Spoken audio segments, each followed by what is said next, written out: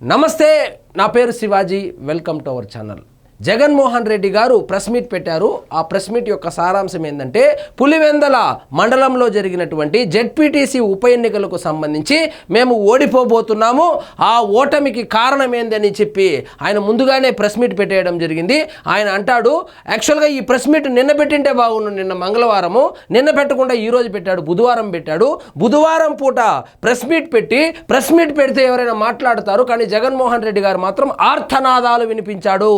ఏమంటాడు, మేము ఓడిపోబోతున్నాము, మా క్యాడర్ మొత్తం చేతులెత్తేసింది, మా లీడర్లు చేతులెత్తేశారు, వీళ్ళు అధికార దుర్వినియోగానికి పాల్పడ్డారు, చంద్రబాబు నాయుడు గారు ఒక రౌడీలాగా, ఒక గూండాలాగా, ఒక ఫ్యాక్షనిస్ట్ లాగా ఎన్నికలను జరిపించాడు, ఏకపక్షంగా జరిగాయి, మేము కోర్టుకు పోతామని చెప్పుకొచ్చాడు. మంచిదే, కోర్టుకు పోయి తేల్చుకోవాల్సినటువంటి విషయమే అది.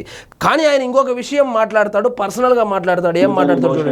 ముఖ్యమంత్రిగా ఉన్నావు, నీ జీవితానికి బహుశా ఇది ఆఖరి ఎలక్షన్ కావచ్చు.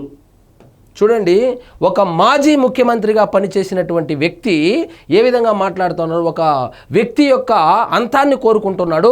జగన్మోహన్ రెడ్డి గారికి బేసిక్గా ఉన్నటువంటి ఆ ఫ్యాక్షనిజం మెంటాలిటీనే పోలేదు.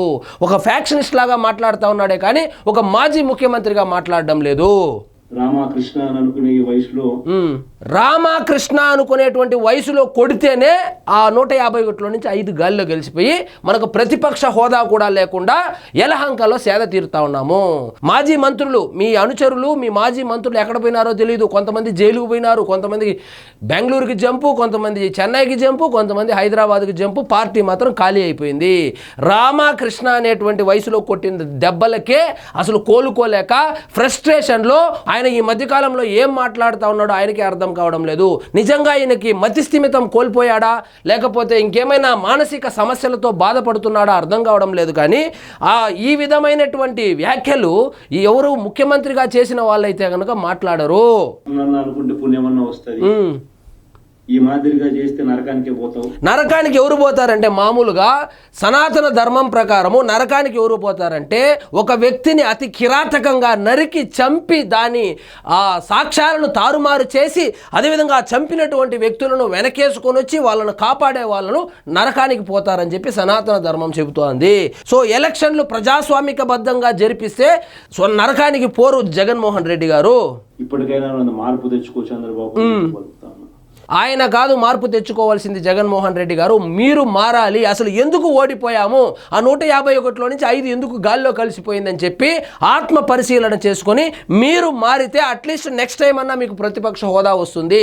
అది కాకుండా గుడ్డెదుపై సేల్లో పడినట్లు వాడెవడో స్క్రిప్ట్ రాసిస్తాడు, ఇట్లా వస్తావు, అట్లా ఆ మీమర్స్కి స్టఫ్ ఇచ్చేసి వెళ్ళిపోతావు. సో ఎవరైనా కానీ ఒక బాధ్యతాయుతమైనటువంటి రాజకీయ పార్టీ నడుపుతున్నటువంటి వ్యక్తి మాట్లాడేటువంటి మాటల ఇది.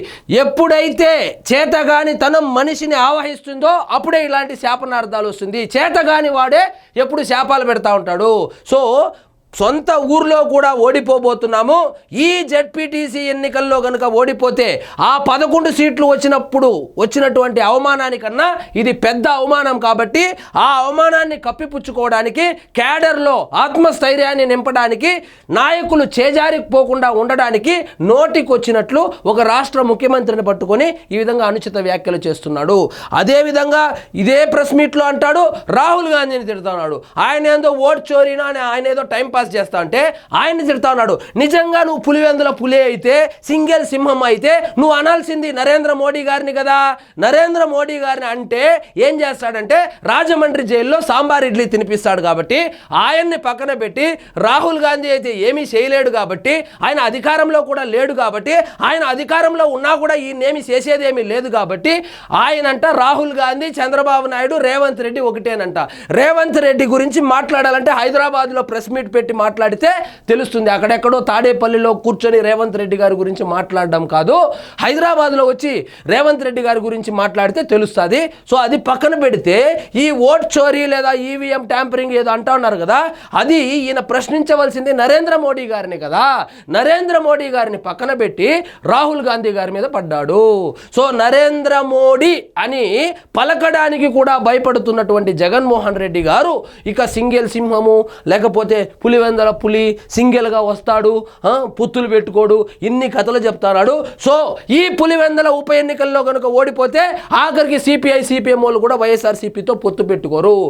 ఈయన అంటాడు కేంద్ర బలగాలతో ఎన్నికలు జరిపించాలంట. కేంద్ర బలగాలతో ఎన్నికలు జరిపించిన ఆ ఉప ఎన్నికలు ఏదైతే ఉందో జెడ్పీటీసీకి సంబంధించి జగన్మోహన్ రెడ్డి జెడ్పీటీసీగా పోటీ చేసినా కూడా అక్కడ వైఎస్ఆర్సీపీ గెలిచేటువంటి పరిస్థితి కనబడడం లేదు. కేంద్ర బలగాలను దించి ఆ ఎన్నికలు జరిపించి గెలిస్తే మళ్ళా కేంద్రంలో కూడా ఎన్డీఏ ఉంది అని చెప్తాడు. అమెరికా బలగాలను తీసుకొచ్చి ఎన్నికలు జరిపినా కూడా వైఎస్ఆర్సీపీ పార్టీ ఇంకా గెలిచేటువంటి పరిస్థితి కనబడడం లేదు. సో ఈయన ఫ్రస్ట్రేషన్తో ఓడిపోయామని చెప్పి అదేవిధంగా జైలుకు పోబోతున్నాడు.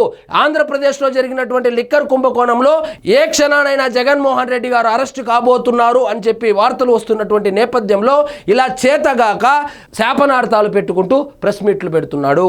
సో ఇలాంటి శాపనార్థాలు పెట్టే కదా అప్పట్లో అధికారంలో ఉన్నప్పుడు ఇలాగే ప్రెస్ మీట్ పెట్టి ఒకసారి చంద్రబాబు ఈస్ నథింగ్, ఆ నథింగ్ అన్న ఆయన కొడితే 5 లేచిపోయింది. ఇలాంటి శాపనార్థాలు ఎవరు పెడతారో ఇక మీకు అందరికీ తెలిసినటువంటి విషయమే. సో ఇదండి ఈరోజు మన టాపిక్. మీకు ఈ వీడియో నచ్చినట్లయితే లైక్ చేయండి, షేర్ చేయండి, ఛానల్ మాత్రం సబ్స్క్రైబ్ చేసుకోవడం మర్చిపోవద్దు.